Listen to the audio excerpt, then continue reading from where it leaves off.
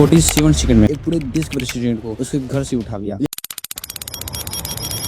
3 जनवरी 2026 की रात क्राकस शहर के आसमान में अचानक धमाके गुजरे थे। 150 से ज्यादा अमेरिकन फाइटर जेट हवा में थे। हेलीकॉप्टर समुद्री सतह सिर्फ 100 फीट की ऊंचाई पर रहे थे और इस पूरे ऑपरेशन का सिर्फ एक ही मकसद था, वेनेजुएला के प्रेसिडेंट निकोलस माडुरो को अरेस्ट करना। बस 47 सेकंड में अमेरिकन कमांडो ने एक पूरे देश के प्रेसिडेंट को उसके घर से उठा लिया। लेकिन ये कोई आम अरेस्ट नहीं थी, ये थे वेल प्लान्ड कॉन्स्पिरेसी, महीनों की स्ट्रेटेजिक प्लानिंग और एक ऐसा ऑपरेशन जो वेनेजुएला के इतिहास को हमेशा के लिए बदल देने वाला था।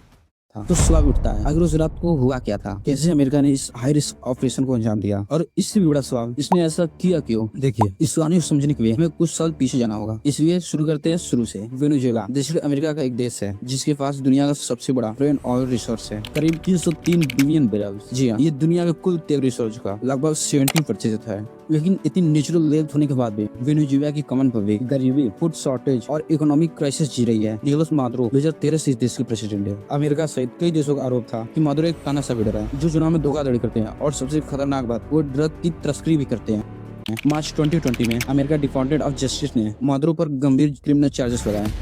इन आरोपों में शामिल थे नार्को टूरिज्म यानी ड्रग मनी के जरिए टेररिस्ट एक्टिविटी को बढ़ावा देना, second cooking trafficking, cartel of suns के नाम से ड्रग कैडल के नेतृत्व भी करते हैं। अमेरिका ने दावा किया था कि माडुरो और उसके साथियों ने हजारों टन कोकीन अमेरिका में स्मगल किया है। इसी वजह से माडुरो पर $15 मिलियन का बाउंड्री रखा गया, जिसे बाद में बढ़ाकर $50 कर दिया गया। लेकिन माडुरो रिस्पॉन्स देते हुए इन सभी आरोपों को पॉलिटिकल अटैक बताया। उनका कहना था कि अमेरिका असल में वेनेजुएला के ऑयल रिसोर्सेज पर कंट्रोल करना चाहता है। एंड इन सब के बाद जब डोनाल्ड ट्रंप दूसरी बार अमेरिका के प्रेसिडेंट बनते हैं तो वेनेजुएला उनकी प्रायोरिटी लिस्ट में सबसे ऊपर था। अगस्त 2025 से ही अमेरिका ने कैरिबियन सागर में लार्ज स्केल का मिलिट्री डेवलपमेंट शुरू कर दी थी। करीब 15,000 अमेरिकी सोल्जर तैयार किए गए। ये दूसरे युद्ध के बाद इस पूरे एरिया में ये सबसे बड़ी मिलिट्री प्रेजेंस थी। एंड इसके साथ ही करीब 10 वारशिप जिसमें सबमरीन और डिस्ट्रॉयर शिप्स भी शामिल थे, सभी को स्ट्रेटेजिक पोजीशन पर तैयार किया गया। लेकिन दोस्तों, जो सबसे खतरनाक काम था वो खुद समुद्र में नहीं हो रहा था, बिहाइंड द सीन पर्दे के पीछे हो रहा था। CIA की सीक्रेट टीम अगस्त 2025 से CIA ने वेनेजुएला में एक small but highest trend cover team security भी भेज दी। इस टीम का मकसद था निकोलस माडुरो की राउंड द क्लॉक सर्वाइवल, यानी माडुरो कहाँ सोता है, कहाँ ट्रेवल करता है,